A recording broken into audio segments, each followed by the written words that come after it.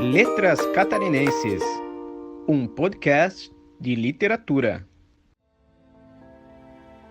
Estamos sedentos de ternura. O mundo secou num só deserto, sem leões amáveis e sem anacoretas. Menos que algum grito fraco já levanta a poeira, as tímidas palavras, o medroso respirar. Sem esperança ainda procuramos, nem mais sabemos quais jardins procuramos. É a época dos brancos leitos sobre a areia. Nada é tão difícil quanto uma flor azul. Criar é lutar contra o efêmero, disse certa vez um grande escritor catarinense. Gostei dessa frase. De quem será que é? Ele foi poeta e um artista muito original, ainda que preferisse ser chamado de pintor. Ele foi filho também de outro importante e reconhecido artista catarinense. Nasceu em Paris, mas passou a infância em São Joaquim. Ainda bem novo, foi com a família viver em Florianópolis. A Ilha da Magia foi um dos temas da sua obra. E foi ele que criou o mosaico da reitoria da UFSC. E aí, ouvinte, conseguiu adivinhar de quem nós estamos falando? Se você acompanha os outros episódios dessa série, provavelmente deve saber. Nós hoje vamos falar sobre o último, mas não menos importante integrante do grupo dos 4. Vamos falar sobre... Rodrigo Diário! E aí, pessoal, tudo bem com vocês? Deixa a gente se apresentar. Antes de mais nada, eu sou o Henrique. Eu sou a Júlia. Eu sou a Esther. Eu me chamo Amanda. E eu sou a Júlia Caterine. Eu me chamo Cauã. Olá, pessoal, eu sou a Luana. Nós somos alunos do primeiro ano... Primeira série. Ah, é verdade. Já estamos quase no final do ano e eu ainda me confundo. Ah, mas é normal. Esse é o primeiro ano do novo ensino médio nas escolas. E essas mudanças ainda confundem. Sim, bom, mas como eu estava dizendo, nós somos alunos da Escola Básica Professor Júlio Scheimantel, de Timbó. E junto com o pessoal lá da Casa do Poeta Lindolf Bell, estivemos durante o ano desenvolvendo esse projeto de podcast chamado Letras Catarinenses. Aqui com a gente na escola, mais uma vez, estão o Miguel e a Joelma. Fala, galera! É verdade, a gente esteve junto durante todo o ano, conversamos muito sobre poesia e estivemos pesquisando a trajetória destes 4 grandes escritores catarinenses, Lindolf Bell, Péricles, Pisani e Rodrigo Diário. Esse é o último episódio da série que quis trazer um pouco para os que gostam da poesia, do talento desses geniais escritores que marcaram a história da literatura catarinense. É isso aí, Miguel. Estamos felizes de estar aqui com vocês, Luana, Henrique e todo o grupo que hoje vai participar dessa gravação. É o nosso último episódio da série e, como vocês bem disseram, vamos dar destaque para o talentoso pintor e poeta Rodrigo Diário. O Rodrigo tem a peculiaridade de ser catarinense, mas de ter nascido, na verdade, em um país estrangeiro. Isso mesmo, Cauã. Ele nasceu em Paris no ano de 1939. Os pais dele estavam passando uma temporada na França, por conta de uma bolsa de estudos que o pai, o pintor Martinho Diário, tinha conquistado no Salão de Belas Artes do Rio de Janeiro no ano de 1937. Mas por conta da Segunda Guerra Mundial, que estourou poucos meses depois do nascimento do filho, os pais decidiram voltar ao Brasil. E foi em São Joaquim, na Serra Catarinense, que Rodrigo viveu seus primeiros anos. É isso mesmo, Amanda. Mas quando ele era ainda pequeno, a família decidiu se mudar para Florianópolis. Toda a história e a cultura da ilha de Santa Catarina vai inspirar muito a obra do Rodrigo, tanto a sua pintura quanto a sua poesia. É, Júlia, ele sempre valorizou muito as tradições populares, o folclore e tudo o que era relacionado às formas simples de vida dos moradores mais antigos da cidade em que a família decidiu se instalar, ainda no início da década de 1940. O fato de ele ser pintor e poeta também é bem admirável. Lembram que o Gabriel, nosso colega de turma, no terceiro episódio comentava isso? Ah, é, o Gabriel estava ansioso para que a gente falasse do Rodrigo. Então, vamos falar. Eu queria destacar de início um poema dele que traz essa ideia das tradições e da cultura popular da ilha de Florianópolis. Lá na Casa do Poeta a gente viu um poema que se chamava Bruxas. Eu quero ler ele para os ouvintes, tudo bem? Claro, Henrique. Compartilha com a gente e com os ouvintes esse poema que traz bem essa ideia das tradições populares. Bruxas, do livro Amigo da Labareda, publicado em 1991. Os nomes das feiticeiras que urdem no Rio Vermelho, não se pode murmurar, que urdem numa balandra, ida e volta para as Índias. São aduncas, são faceiras. Muitos anos de idade, são nomes de feiticeiras. Não se pode murmurar. Com tinta negra de lua, escrevem muitas demandas caladas. São parcas bruxas voadoras, espetadas nos engenhos, com olhos duros pintados na quebradiça asa de pano. Quem me dera surpreendê-las, em suas danças na praia. Quem me dera surpreendê-las, esgarçadas como nuvens, sobre a lagoa passando. No engenho, a rude farinha dorme, destilado seu veneno. Quieta a brasa na fornalha, cinza sem menor vento. Os nomes das feiticeiras, em berimbaus, pelos bambus. Da costa, pronunciados se demoram. Barcaça do mar fechado, martelo rude da bruxa, sem piedade. Para as índias, quem não leva? Henrique, o poema é mesmo cheio de referências aos aspectos da cultura popular dos antigos moradores da ilha. Inclusive, aparece no poema o nome de uma localidade bem conhecida de Florianópolis, Rio Vermelho. É verdade, aparece uma série de elementos também que fazem parte do imaginário da ilha de Florianópolis. Feiticeiras, bruxas, O engenho de farinha, O berimbau. barcaça, balandra. O mar, a lua. Sabe o que esse poema me lembrou, pessoal? Da banda Das Aranha. Vocês conhecem? Já ouvi falar sim, eles são lá de Floripa, não são? Sim, e as músicas deles falam muito das coisas da ilha também.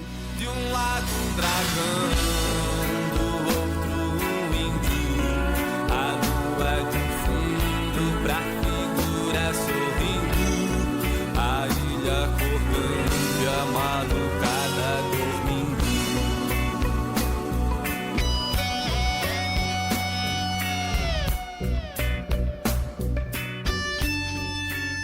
Eles são bons mesmo. Essa é uma música de um dos primeiros discos, lá do final da década de 1990, mas eles continuam ainda gravando novas músicas e se apresentando. Sabe o que isso me fez pensar? Fala aí, Cauã. Lembrei de uma frase que escutei em um dos episódios da outra série da Casa do Poeta. Dizia, se quer ser universal, cante a sua aldeia. Sim, Cauã, é uma frase de um escritor russo chamado Leon Tolstói. Eu lembrei porque parece que isso está bem presente quando vemos aqui. Ou seja, antes de mais nada, se deve valorizar os aspectos da nossa terra, da nossa aldeia e do lugar onde crescemos. Verdade. Essa é uma ideia que todos os autores que estudamos e que formaram o grupo dos 4 tinham muito presente. Antes de mais nada, sempre reconhecer e valorizar as coisas da nossa terra. Esse esforço, depois, acaba por fixar todo o imaginário sobre a região. Quer dizer, a gente pode pensar que os temas que a banda Das Aranha canta, de certa forma, irradiam ainda as imagens da poesia do Rodrigo Diaro. A poesia do Rodrigo é cheia de imagens, não é, Joelma e Miguel? Isso a gente viu lá na Casa do Poeta. Existe sempre uma relação íntima entre palavra e imagem. Sim, Luana. A poesia dele sugere sempre muitas imagens. Faz com que o leitor imagine cenas e paisagens. E aí a gente viu que muitas vezes são imagens estranhas, surreais, não é mesmo? Ah, é verdade. Tem aquele conceito sobre beleza que a gente viu. Como é que é mesmo? Belo como o encontro fortuito entre uma máquina de costura e um guarda-chuva sobre uma mesa de dissecação. Ah, sim, lembro também. É uma definição bem diferente. Pessoal, essa ideia foi muito disseminada por um grupo de artistas na Europa, pouco antes da Segunda Guerra Mundial. Eram os surrealistas franceses, e eles tornaram famoso esse conceito sobre o belo, que aparece em um livro de um autor ainda do século XIX, Conde de Lautréamont, que o Rodrigo Diaro admirava muito. E ainda sobre a relação entre a palavra e a imagem, ela é mesmo muito marcante na poesia do Rodrigo. Ele mesmo afirmou numa entrevista: a minha obra literária está inteiramente ligada à minha pintura. Sobre tudo isso que a gente está falando, me lembrei como foi muito legal aquela experiência que fizemos lá na Casa do Poeta. Aquele exercício de produzir alguns versos a partir da escolha aleatória de 2 objetos, né? Sim, foi bem massa mesmo, né? Explica aí pros ouvintes como que foi, Henrique. Então, sabendo que a poesia é feita, sobretudo, por uma escrita metafórica a partir dessa ideia de que o belo é o encontro de 2 objetos, que não possuem afinidades sobre um plano qualquer, a gente foi desafiado a escrever alguns versos. Primeiro tivemos que escolher 2 objetos que o pessoal da Casa do Poeta disponibilizou pra gente numa mesa. E depois escolhemos ainda um plano que serviria para o encontro desses objetos nos versos do poema. E saiu cada coisa legal. Saiu mesmo, bem no estilo surrealista. Alguns um tanto quanto nonsense, ou seja, meio absurdo, sem sentido, mas que fazem despertar sempre a nossa imaginação. Foi muito legal. Acho que vocês pegaram bem o espírito da coisa. A gente separou 2 daquele que a turma fez. Vamos ler ele e mostrar para os ouvintes como ficou? Claro, ótima ideia. A Júlia pode começar. Ela e o Yarley escreveram super bem. Então tá. A gente escolheu um isqueiro e um sino, uma sineta. E colocamos esses 2 objetos sobre um plano qualquer, que foi um livro. Ficou assim. Isqueiro sobre livro. Queima minha história. A destrói. Ao mesmo tempo que me ilumina, mostrando-me. Mostra quem eu sou. Passo para a luz. Sino sobre livro. Som, barulho, vibração. Chama a atenção. Olhem para mim. Leiam um livro da minha vida, antes que seja tarde demais. Chama, queima. Chama, venha. Ficou bem bonito mesmo, bem metafórico e sugere muitas coisas que o leitor tem que decifrar. Parabéns, Julia. Ah, obrigada. Tem um outro que a gente separou também. É do Christopher e do Guilherme. Ah, sim, o Guilherme Oliveira, que gravou o primeiro episódio, e o Christopher, que gravou o último, aquele sobre o Osmar Pisani. Isso. É bem curtinho, mas ficou muito bom. Diferente. E quem pode fazer a leitura? Eu leio. Diz assim: deitado na lava de um vulcão, pintando as paredes de roxo, jogando turco com o Nen. Esse ficou bem diferente mesmo. Eles juntaram um pincel e um baralho. Por isso, o pintando as paredes e o jogando truco.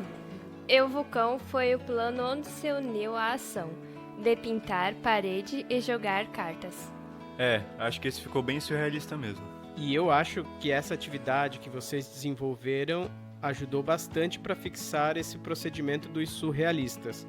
Combinar 2 ou mais objetos quaisquer, que não participam da mesma série, em um plano acidental. Na abertura deste episódio, nós vimos um poema do Rodrigo, publicado no primeiro livro dele, no ano de 1961, chamado 30 Poemas, que faz precisamente isto.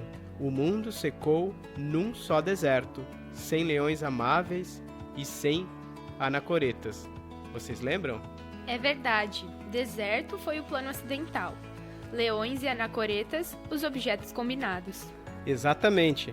Anacoreta é o mesmo que monge, eremita, alguém que vive recluso em busca de uma elevação espiritual. Então, o Rodrigo combina essa figura com a figura de leões num plano que é a imagem do mundo tornado um deserto. É uma cena bem inusitada, bem engenhosa. Fica bem nítido como está presente na poesia dele essa vinculação entre palavra e imagem.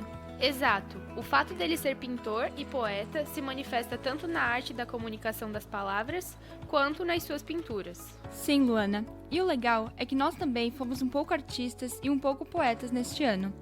Porque além desse exercício de criação poética que desenvolvemos, a gente também montou uma exposição em trabalhos nossos lá no espaço do Grão Cultural da Casa do Poeta. É verdade. E foi sob a coordenação da nossa professora de artes, Eduarda Butzki, que tivemos a oportunidade de fazer essa exposição, com direito à noite de abertura e tudo. Essa foi uma experiência que vai ficar guardada na memória. Sim, quanta coisa legal foi feita nessa parceria entre a Casa do Poeta e a escola de vocês, não é mesmo? Mas voltando aqui para o Rodrigo Diaro, ele é muito reconhecido como artista, suas pinturas são muito reverenciadas. E na literatura, na poesia, quais são os principais livros que ele publicou, Miguel?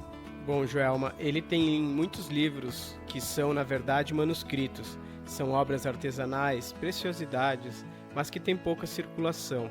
Nós tivemos acesso principalmente aos primeiros livros publicados, alguns que pertenceram ao Lindolf Bell e que a gente tem no acervo do museu, e outros que tivemos a sorte de receber na coleção de livros que o Rubens Jardim doou para a Casa do Poeta no ano passado. Ah, bem lembrado, Miguel. Essa coleção de livros é mesmo espetacular. Deixamos aqui registrado o nosso agradecimento ao Rubem Jardim, que é um experiente jornalista, também poeta lá de São Paulo e que foi amigo íntimo de Lindolf Bell desde os tempos da catequese poética. Sim, e boa parte da pesquisa e dos estudos que a gente propôs durante esse nosso projeto de podcast se fez a partir dos livros doados pelo Rubens. Ele foi um poeta atuante também dessa geração que estamos estudando. Testemunhou, portanto, toda essa história que aqui nós procuramos contar um pouquinho. Bom, mas você perguntava sobre as obras publicadas do Rodrigo, né? A gente pôde ler, sobretudo, as primeiras 30 poemas, de 1961, A Taça Estendida, de 1968, Pedra Elegíaca, de 1971 e Amigo da Labareda, de 1991. Tiveram muitas outras. Ele continuou atuante tanto na pintura quanto na poesia até o ano passado, quando infelizmente veio a falecer. Mas as principais obras que a gente teve contato, que a gente pôde ler, foram essas que eu citei. Legal, Miguel. Bom, a gente já vai se encaminhando para o final desse episódio e também para o final desta série. Ah, é uma pena. Foi muito bom participar desse projeto. Mas antes de encerrar, a gente separou ainda para os ouvintes mais um poema. Verdade, Amanda. É um poema, na verdade, de Lindolf Bell. E a gente não pode esquecer que todos esses autores que a gente está estudando sempre mantiveram um contato próximo um com o outro, mesmo depois da época em que formaram o chamado Grupo dos Quatro. Sim, e nós separamos um poema muito bonito que comprova essa proximidade. É um poema de Lindolf Bell que não foi publicado em livro, que o Miguel encontrou lá nos documentos do Centro de Memória da Casa do Poeta. É uma homenagem que Bell fez para o pai do Rodrigo Diário, quando ele faleceu. Apareceu no Jornal de Santa Catarina na edição do dia 16 e 17 de junho de 1985 e também no convite da exposição que o Museu de Artes de Santa Catarina fez a homenagem ao pintor no ano seguinte. Que ótimo! E quem faz a leitura agora? Eu tenho ele aqui. Diz assim: Martinho Diário, o resto é silêncio. Silêncio mar, silêncio casario açoriano, moenda de cana. Mascarados do carnaval da vida e da morte, silêncio. Dom Quixote baixa a lança, a alfândega amanhece e anoitece. Silêncio ilha do desterro, velhas igrejas de Santo Antônio, de São Nunca. Acreditávamos jamais pudesse acontecer tão de repente. Não mais que de repente. Uma estrela que não se descreve, de tanta luz, pouco se sabe quando apaga de súbito em maio. Sob a luz de prata, ouro, palomares. Sei das plantas de teu jardim, espaço sagrado onde inventaste uma obra definitiva, perto da oliveira que sabe mais de teus passos, sonhos, memórias que algum dia espero, estarão no livro dos acontecimentos raros, nos salões distantes da mediocridade geral, nas páginas da dignidade barriga verde brasileira. Poderias estar em São Paulo, Nova York, Paris, Rio de Janeiro. Tua obra está, continua, pulsa, vive. Silêncio mar. Martinho Diário deixa a casa de Santa Catarina. Deixa a casa. Mas fica no coração de quem sabe entender teu destino de estrela de primeira grandeza. Nossa, que bela homenagem! E é muito interessante a gente ver que as mesmas temáticas abordadas pelo Martinho, que o Bell destaca no poema, reverberam também na obra do filho. Como é interessante ver que na produção de arte existe sempre esse diálogo, essa comunicação. Quero dizer, como uma coisa sempre influencia a outra, como elas se conectam, muito embora às vezes ganhando novas dimensões. Tem também aquele outro autor que a gente falou antes, o Lautréamont. Ele influenciou muito essa ideia da composição das imagens como colagem. O Rodrigo foi muito inspirado por isso também. E a gente mesmo, né? Nós também sofremos sempre a influência das coisas que estão à nossa volta. Estamos sempre sendo inspirados por algo ou alguém. Bem isso. E às vezes também, Júlia, a gente inspira outras pessoas. Bom, queridos ouvintes, com essa reflexão muito bonita, estamos chegando ao fim dessa caminhada. E queríamos fazer alguns agradecimentos importantes ao que contribuíram para esse nosso percurso. Bom, sobretudo queremos agradecer à coordenação e aos professores da Escola Júlio Scheidmantel por acompanharem o processo inteiro. Agradecemos os profissionais da Casa do Poeta pela oportunidade de termos tido essa experiência tão rica. Agradecemos também o Rubens Jardim pelos livros doados da Casa do Poeta, os quais pudemos estar consultando para a pesquisa dos episódios. Agradecemos o Péricles Prade pela entrevista que ele concedeu ao Miguel, trazendo informações importantes para o nosso estudo, sempre demonstrando apoio ao projeto e buscando nos incentivar. Agradecemos a Rafaela Erring Bell, filha do poeta Lindolf Bell, que esteve conversando com a gente numa das tardes de formação lá no museu. E claro, agradecemos os ouvintes que nos acompanharam nesses episódios e os poetas do Grupo dos 4 pela obra que nos legaram.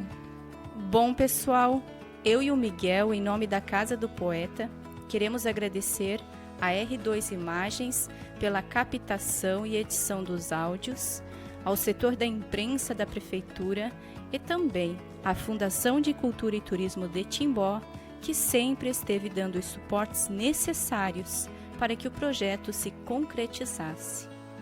É isso aí! E por fim, nós desejamos que vocês, ouvintes, tenham curtido esta série e que o conteúdo produzido durante os episódios ajude a despertar cada vez mais o interesse pela poesia catarinense. Viva a poesia!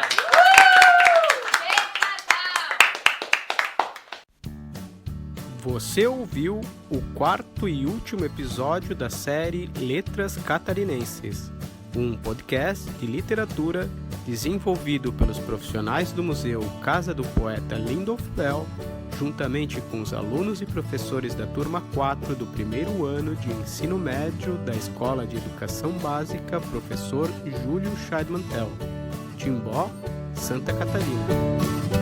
Esta série foi produzida com recursos do Prêmio Darcy Ribeiro, ofertados pelo IBRAM, Instituto Brasileiro de Museus, por meio do edital 080/2021. Todos os documentos citados durante o episódio foram cedidos para pesquisa pelo Centro de Memória Lindolf Bell. Agradecimento especial ao escritor Péricles Prade e aos filhos do poeta Lindolf Bell. Captação e edição de áudio R2 Imagens.